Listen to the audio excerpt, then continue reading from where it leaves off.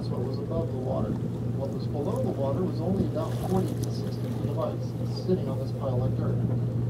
And back then, the ice would be pushing forward little by little, the water undercutting the face itself and the pieces of ice, calving down into the water, and crashing and breaking into small bits and pieces. And those pieces rarely ever escaped out of Columbia Bay, back behind us. Today, the face of the glacier right now is about 11 o'clock off the bow. It's way back in the valley, and the cloud keeps dissipating the way it is. We might even see it's all full of ice. Again, the glacier puts out right now about 10 to 13 million tons of ice a day. Unfortunately, that's not the same enough to do escape over the ring with each tidal cycle. So there's a big ice jam here. Okay, transit along the ring here for a little bit. A little bit of ice coming out over it, in fact, just down ahead of us, so we'll have to kind of maneuver through here.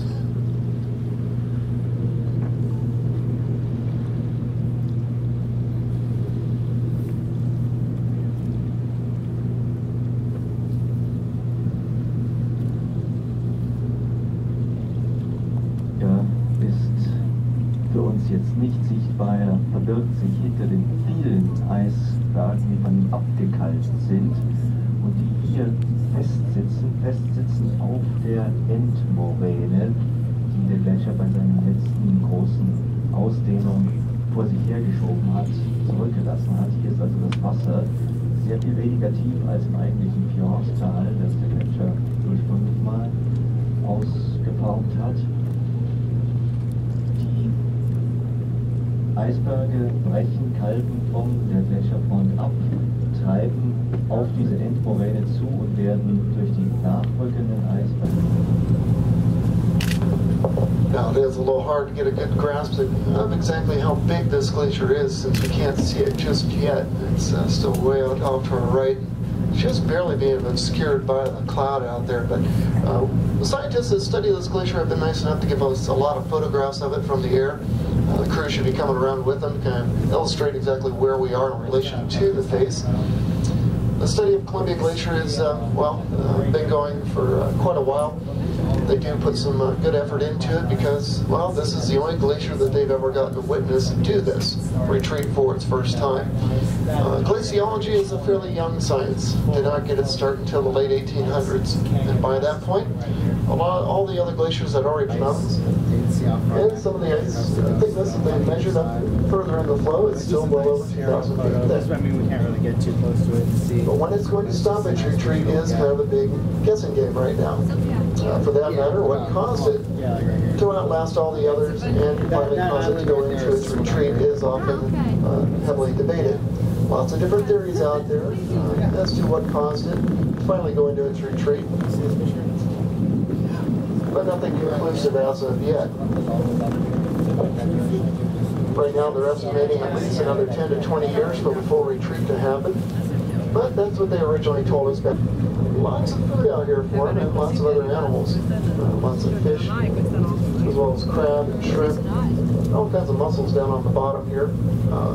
Lots of harbor seals out in the area as well. Although the population here at Columbia has grown, they've also figured out that they can stay on the other side of the moraine, packed up into the ice off to our right, and stay safe away from the transient orchids. So, see a few of them swimming around every once in a while, but the larger groups of them are caught out on the ice back.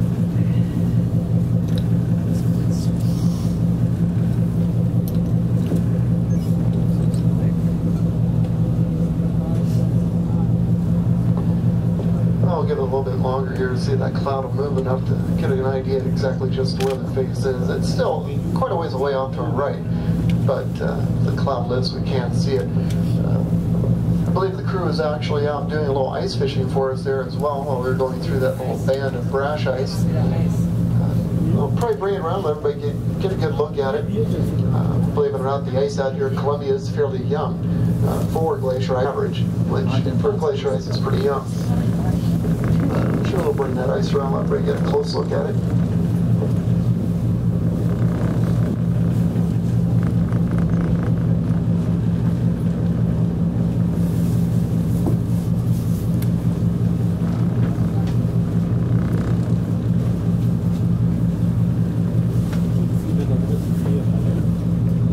Hat gar nicht so ein beeindruckendes Alter, wenn es in der Akkumulationszone fällt, ist es meistens ein sehr feuchter Schnee, der sehr dicht kompaktiert und sehr schnell fest wird. Die große Fließgeschwindigkeit aber des Columbia Glaciers bringt das Eis dann so in etwa 250 Jahren bis hierher zur Endmoräne.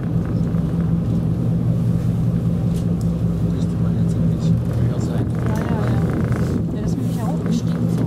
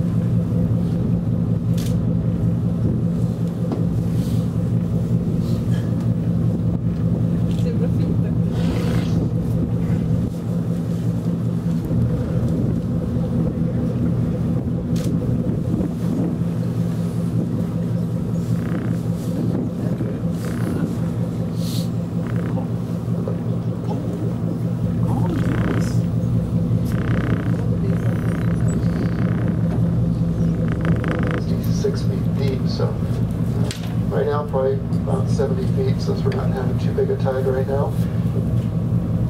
But the study of Columbia Glacier is ongoing. Over the last 10-12 years, the University of Colorado has been putting a lot of the effort towards the study of Columbia. They've been getting a little bit more funding each year for the study of it. And over the last 6-7 years, they've been putting time-lapse cameras up near the face to kind of keep track of its movements and its changes.